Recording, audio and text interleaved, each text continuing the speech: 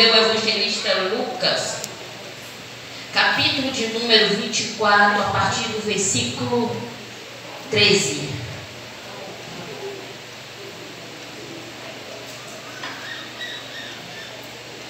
Foi o texto que o Senhor bradou ao meu coração. Aleluia. Tem como tema a epígrafe que diz assim: os dois discípulos no caminho de Emaús. Aí você pergunta, missionário, o que é que esse texto tem a ver com o culto de senhora? Eu digo para você, esse texto tem a ver com o discípulo de Jesus. Independente de ser homem ou ser mulher, todos nós somos discípulos de Jesus. E se foi esse texto que ele escolheu para falar com a sua igreja, quem sou eu para questionar?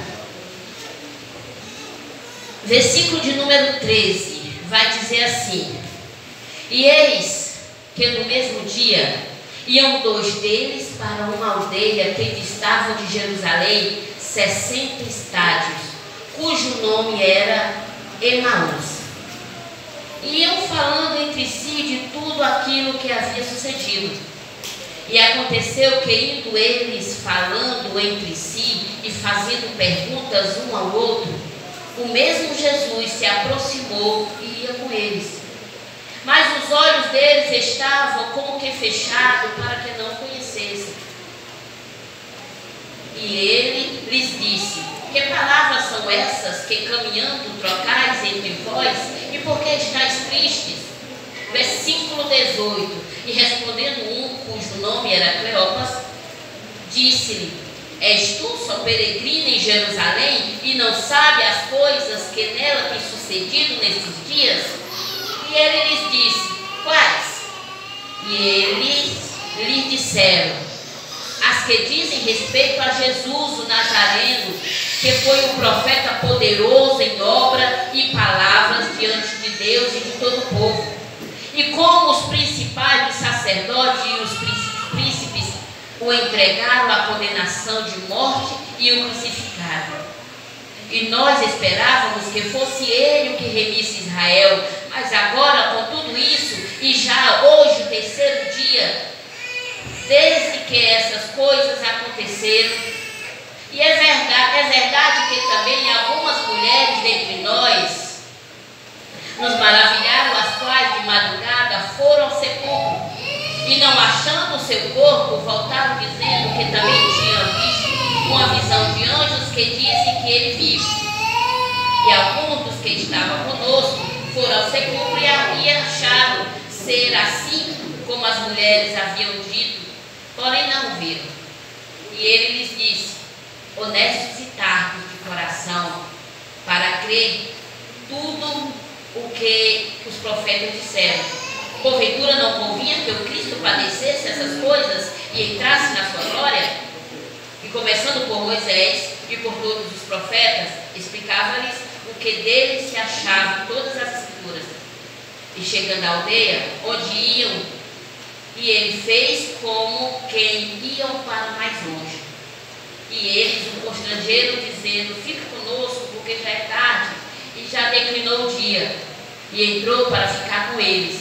E aconteceu que, estando com eles à mesa, tomando pão, o abençoou e partiu e o deu. E abriram-se então os olhos e o conheceram, e ele desapareceu-lhes. E disseram um ao outro: porventura não ardia em nós o nosso coração, quando pelo caminho nos falava, quando nos abria as escrituras? E na mesma hora, levantando-se, voltaram para Jerusalém e acharam congregados os 11 e os que estavam com eles, os quais diziam: ressuscitou verdadeiramente o Senhor e já apareceu a Simão. E eles lhes contaram o que lhes acontecera no caminho e como deles foi conhecido no partir do pão. A igreja pode se sentar, amém? Aleluia, louvado e exaltado seja o nome do Senhor. Nós sabemos, através dos 4 evangelhos, que onde Jesus passava, o diferente acontecia. Jesus, em seu ministério, ele priorizava sobretudo a pregação expressão da palavra. É claro que no meio ele realizava milagres e prodígios. Onde ele passava, a história não ficava a mesma. O aleijado andava, o cego enxergava, o morto ressuscitava. Onde Jesus passava, havia uma mudança de história na vida daqueles que se entregavam ao Senhor, na vida daqueles que se ligavam ao Senhor, na vida daqueles que estavam aproveitando a presença do Senhor. Então aqui eu já abro um parênteses para falar algo para você. Jesus, ele se faz presente neste lugar.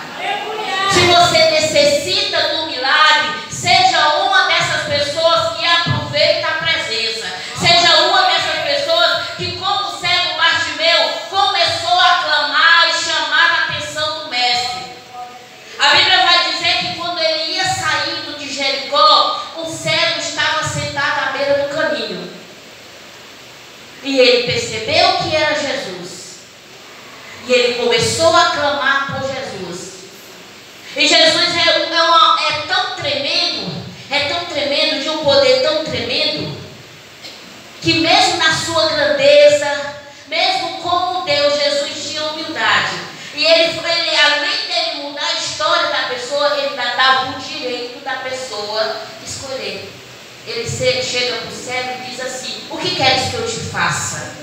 Ainda deu para ele a oportunidade de dizer: você quer que eu faça o quê? Você está precisando de quê? Por que é que você está me chamando? Assim o Senhor fala para mim e para você: qual é a tua história? Qual é a tua história? Qual é a tua necessidade? O Senhor, ele se faz presente aqui.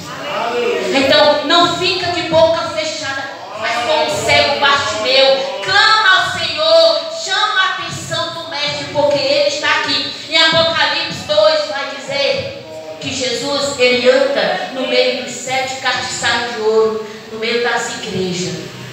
Ele anda no meio das igrejas, sondando,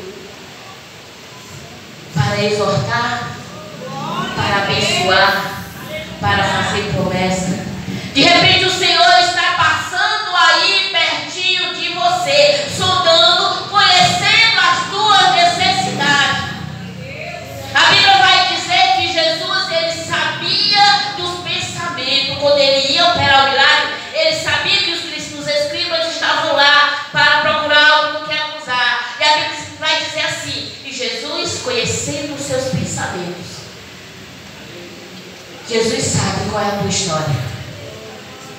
Jesus conhece a tua história. Não pense você que você veio aqui por acaso.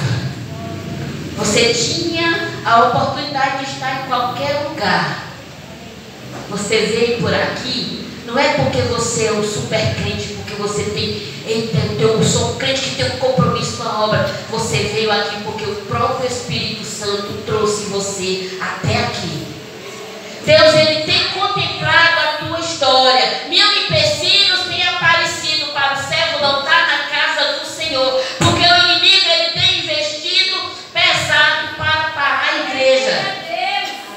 Mas se você ainda está na presença, não é por mérito seu, é porque o próprio Deus tem te levantado todos os dias. Ele tem renovado as tuas forças. O inimigo tem tentado de tudo para você parar, mas Deus continua te mantendo de pé, porque você precisa estar de pé, porque você é coluna na tua casa. É preciso você entender que você tem uma responsabilidade de levar a presença do Senhor para a tua casa. Então é necessário, sim, você estar na casa do Senhor, você ter compromisso com a obra do Senhor. Quanto mais você busca a presença, mais Deus vai fazendo a obra em ti e através de ti.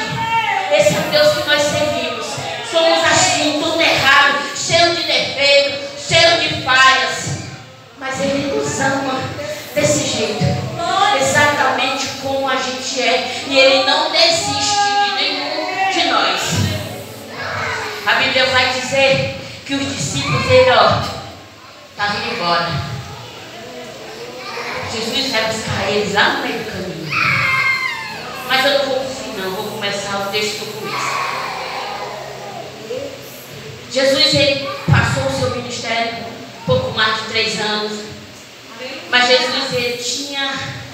uma missão a cumprir nessa terra, de dar a vida dele para o perdão dos nossos pecados.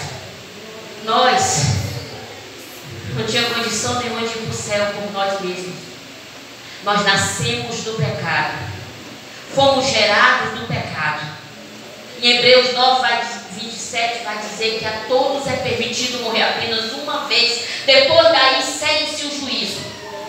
Em outras palavras, quando a gente fecha os olhos aqui, quero dizer morre, quando a gente fecha os olhos aqui, que a gente, no mesmo instante, a gente vai abrir, e a gente vai estar em um dos dois lugares, ou céu ou inferno. Não existe esse negócio de purgatório, não existe outro caminho não. Ou é céu ou é inferno, é um desses dois caminhos que a gente vai.